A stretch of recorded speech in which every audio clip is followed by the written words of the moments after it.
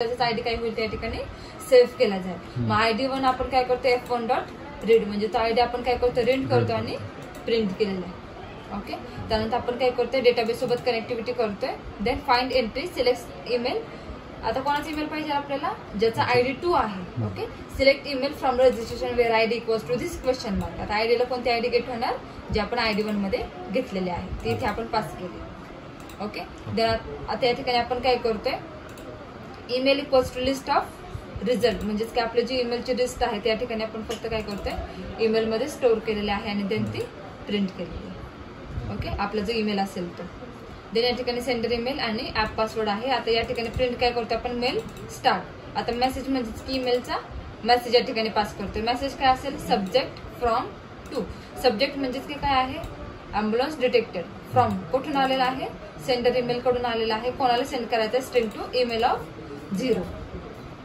Okay, then message send to content. आता email 0 म्हणजेच काय की या 0 नंबरला आपला मेल आयडी स्टोर आहे। Okay, then message set content equals to ambulance detected. Okay, हा आपण मेसेज काय करतो सेट करतो। आणि इम्पोर्ट रिक्वेस्ट म्हणजेच की आपण जे लॅटिट्यूड लॉंगिट्यूड, एकच मिनिट मे बी माझा फोन